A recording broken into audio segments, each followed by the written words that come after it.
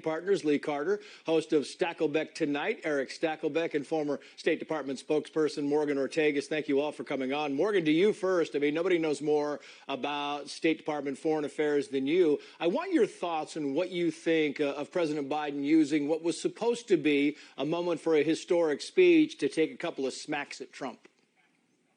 Well, they can't help themselves, right? Everything has the orange man behind it. Everything has the ghost of Trump behind it, scaring them. And I think that they are telegraphing how worried they are, Trace, about the poll numbers. And I know we're going to get into this in the segment about the significant amount of fundraising that President Trump has done in the past two weeks. Especially, you saw those enormous tallies that he started to pull in after the verdict. So I think that they think nothing is off bounds, right? Even things that should be sacred, that should be completely apolitical, are moments for them to remind everybody that, you know, a vote for Trump is a vote to destroy democracy, which actually makes absolutely no sense when you're voting in a democracy. Yeah, right. It's interesting, Eric Stacklebeck, because you follow foreign policy a lot. We've had you on the show talking about a lot of that kind of stuff.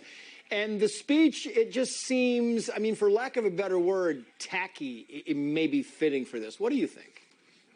Yeah, I think, Trace, mixed messaging here. As President Biden talks about defending democracy and American interest, number one, we have Russian warships, Trace, right now heading to the Caribbean. In the next few days, they will dock in Cuba at America's doorstep. Secondly, look, the abandonment of Afghanistan and holding up weapons shipments to Israel. This doesn't exactly seem like the right messaging in terms of defending freedom worldwide against America's adversaries. Trace, I interviewed President Trump just a few weeks ago, and he said, look, under my leadership, America was safer, it was more stable in the world, and it's hard to argue.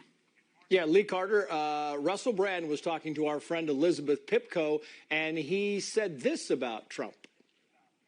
I've been concerned about the snobbery and contempt and condemnation in which people that support Donald Trump are plainly held by his detractors. And this is while you have an administration that's emulating his policies, plagiarizing from Donald Trump, while simultaneously criminalizing him through the weaponization of the legal system. I mean, he doesn't understand, Lee, why anyone would not vote for Trump.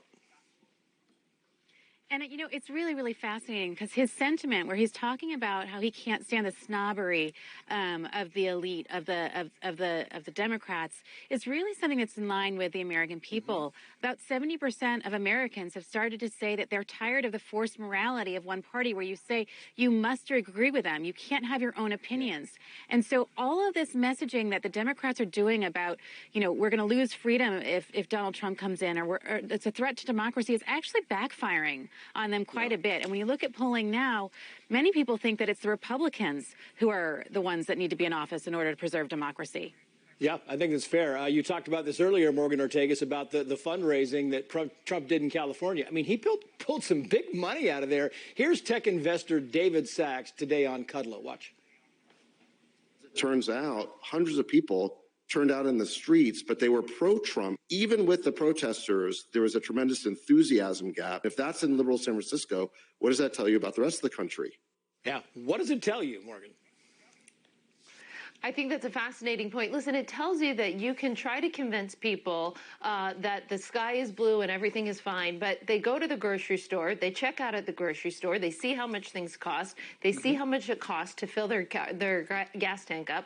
So, and they also look around the world. I mean, one of the other panelists just talked about this. You know, we see a new war or a new tragedy in every theater around the world in the Biden presidency. The worst war in Europe because of their failure to deter Putin, of course, October 7th, and you know, and China certainly is not deterred. North Korea takes actions, you know, very concerning actions on a daily basis. So people aren't stupid; they see what's in front of them. That's why they're there. Yeah, and Lee Carter, I mean, you follow the numbers closer than anybody. I mean, this is the whole thing where you look at this, you look at the fundraising in California. I'm not saying he's going to win California, but it's significant when there are people out on the streets and there are people giving a bunch of money. it's really significant. And I think that the thing that we've seen turn on its head is places like the Bronx and New York, and now we're seeing California. The level of enthusiasm and the people who are coming out to support Donald Trump, it's palpable. And you can often feel it in a race. You can see where the energy is. You can feel where the momentum is. Yeah. And you see a big difference when Donald Trump shows up than when Biden shows up. And I think that enthusiasm is going to play a big role in the polls in November and voter turnout. Eric Stakelbeck, I've got 15 seconds for you, but the energy level just seems to be higher. Trace, I grew up in a working class neighborhood in Northeast Philadelphia, blue state, blue city. I can tell you the guys I grew up with are voting for President Trump for faith, family, and freedom. That's what they're telling me. Yeah. Eric Stakelbeck, Morgan Ortagus, Lee Carter, thank you all. Now for media analysis on the so-called Trump derangement syndrome that Kevin Corke alluded to at the top of the show, let's bring in founder of the King's firm, Gillian Anderson, and